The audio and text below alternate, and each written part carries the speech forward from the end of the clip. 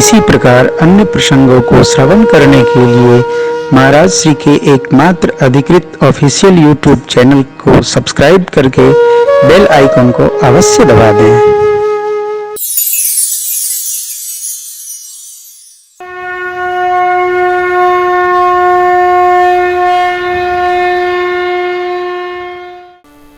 जनकराज महाराज कहते हैं, बेटी आपने दोनों कुलों को पावन कर दिया। गंगा जी ने तो धरती पर आकर केवल 3 तीर्थ बनाए, हरिद्वार, तीर्थराज, प्रयाग और गंगा सागर, लेकिन आपकी कीर्ति ने करोड़ों करोड़ों ब्रह्मांडों में तीर्थ में बदल दिया। जित सोर सरी कीरति सरितो गवन के ने विधे अंदर करोड़ों ब्रह्मांडों में हमारा जीवन, हमारा चरित्र, हमारा विहार कैसा सात्विक धर्म सम्मत। दुनिया में कुछ भी हो, कहीं नहीं कहीं नहीं, लेकिन संस्कार लेना होगा, जीना होगा, तो उसके लिए यही भारत की मिट्टी आवश्यक है। संस्कार हमारी पूंजी है। संस्कार सीखना होगा, जीवन दर्शन सीखना होगा तो भारत आना पड़ेगा। अब आश्चर्य करेंगे, बगल के देशों में जहां तेल निकलता है वहां पानी की किल्लत, पानी नहीं है, तेल सस्ता है, पीने का पानी महंगा है, कपड़ा धुलाई महंगी है। अपने यहाँ है क्या कुछ ऐसा? और सुनिएगा, हंसी आएगी। बाहर के देशों में चले जाइए, सब कुछ मिलेगा, और तो ठीक है, बाथरूम में पानी नहीं मिलता, बड़ा कष्ट, रोना ही पड़ता है, हे भगवान जल्दी यहां से ले चलो भारतवर्ष। क्या है, काम में नहीं है। क्यों भाई? ये शुद्धि का भाव है ही नहीं। जैसे रहते हैं बहुत अच्छे साहब, जब देखता हूँ लोग रोते हैं भारत बहुत बुरा देश है, तो हमको ऐसे लोगों पर दया आती है। यहाँ ही कह लेते हैं, बाद में तो हम कहते भी नहीं, यही कह लेते हैं, अरे साहब ये देश भगवान का देश है, भगवान का। जहाँ डाल डाल पर सोने की चिड़िया करती है बसेरा, यह भारत देश है मेरा, यह भारत देश है मेरा। बगल में हरिद्वार गंगा मैया, अगल में वृंदावन मथुरा यमुना मैया, सामने निकलो अयोध्या जी सरजू मैया, सीधे चले जाओ तीर्थराज, प्रयाग, गंगा, यमुना, सरस्वती, त्रिवेणी। क्या नहीं है? सकल पदार्थ ए जग माही, जे कर्महीन ते पावत। अच्छा अच्छा नहीं देखता है, बुरा बुरा ही देखता है। अच्छाई का दर्शन हमको नहीं होता है, चश्मा खराब हो गया, पावर बदलो उसका।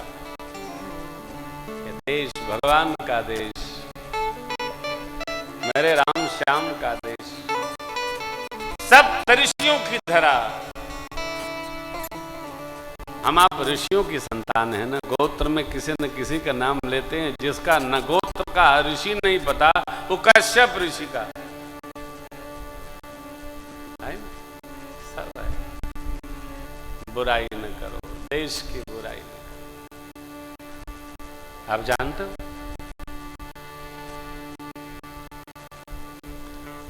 पूज्य स्वामी विवेकानंद जी जापान में यात्रा कर रहे थे, ट्रेन में एक आदमी ट्रेन में सीट का कवर फटा था, घर से सुई और धागा लाया और वो सीट कवर जो फटा था उसको सिल रहा था। स्वामी जी ने पूछा आप रेलवे में कर्मचारी हो क्या? बोले नहीं, मैं मास्टर हूं। तो आपको इससे क्या मतलब, आप इसको क्यों सिल रहे हो?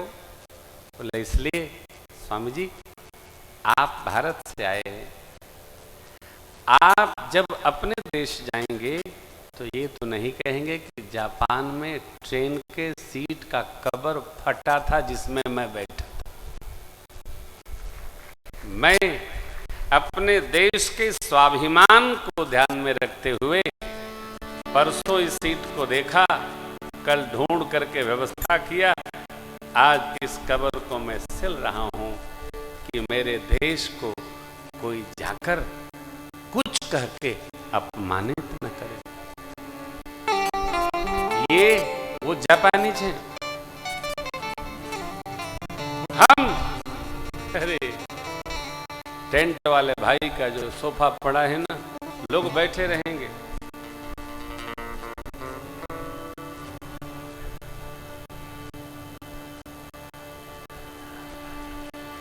जब तक वो फट न जाए, देखें कि इसमें फोम कौन सी कंपनी का है। ये यही नहीं, हर जगह किसी के घर में गए अपने घर वाले से, उसके घर में अच्छा लगा हो, उसको नोच देते। दया आती है ऐसे लोगों पर। अरे भाई, अपने से जो अच्छा है उसकी प्रशंसा करो। बहुत सुंदर, क्या लाएगा, अच्छा है। बाहर के देशों का अनुशासन हमारे लिए वंदनीय है, परंतु हमारी अपनी मातृभूमि, इसके प्रति हमारा ममत्व, ये भी स्मरणीय है। इसका स्मरण अवश्य होना चाहिए। देश से प्रेम रखो, सब कुछ अर्पित है। तो मिथिलापति ने लाड़ लड़ाया, बेटी माताएं यहाँ हैं ऐसा जानकर माँ पिताजी से अनुमति लेकर सीता मैया माताओं की सेवा में उपस्थित हो गई। सब समाज को देखकर प्रभु ने गुरुदेव से प्रार्थना किया, प्रभु देखिए ना, अवध समाज तो था ही,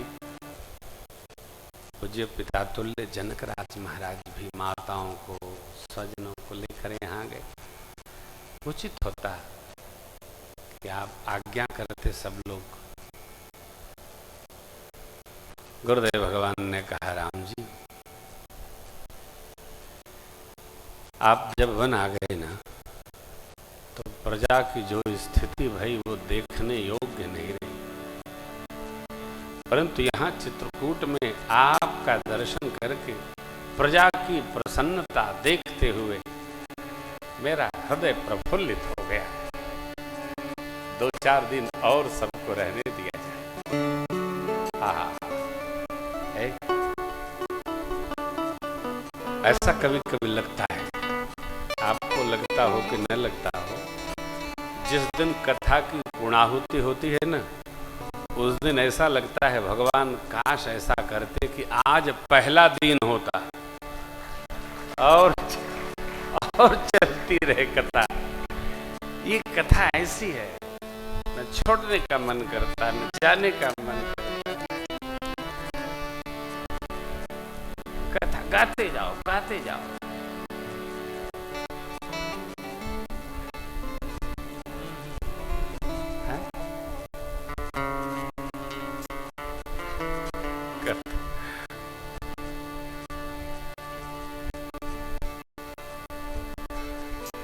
गुरुदेव भगवान ने कहा, राम जी तुम बिनु राम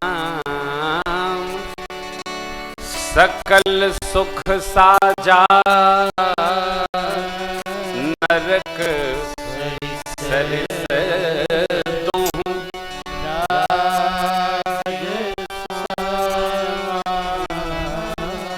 हे राम जी, आपके बिना दोनों राज समाज को सारा सुख नरक के जैसा। क्यों? क्योंकि आप तो सबके सार हैं ना। राम नाम का स्मरण किए, हृदय में प्रसन्नता हुई, जान गए, पहचान गए, अरे ऐसा हट करी हूं पहचानी, ये तो साधु है। हम केवल रहें, हमारी रहने के प्रताप से सब जान जाएंगे। बताना पड़ता है, कहना पड़ता है, नहीं। साधक का जो स्वभाव है, साधक का जो स्वरूप है, साधक की जो रहनी है, वंदनीय होता है। गुरुदेव ने कहा, प्रभु आप पधारो, हम चर्चा करते हैं। गुरु जी ने मिथिलापति को बुलवाया और बोले, हे नरेश, हमने तो बहुत प्रयास कर लिया, क्या हो सकता है और कैसे किया जाए, अब आप ही निर्णय बनाइए। महाराज अब कीजिए सोई, सबकर धर्म सहित हित होई। आप ज्ञानवान हैं, विवेकी हैं, जिस भांति सबका मंगल हो वैसा विचार करिए।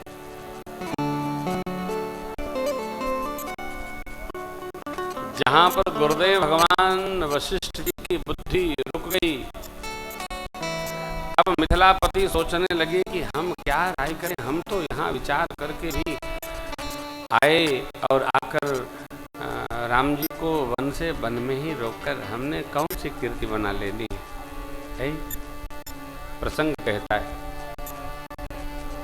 जहां तक बुद्धि जा रही हो और हम कुछ कहें, हमारी बात कोई मान सके, तभी अपनी जिह्वा से कुछ बात रखना चाहिए।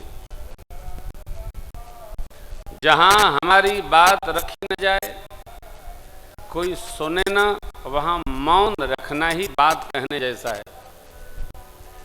बात वहीं कही जाए जहां हमारी बात कोई मानने वाला हो। नहीं।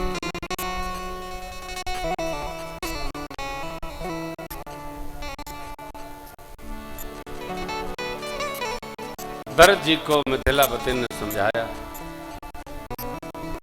भरत जी समझ गए।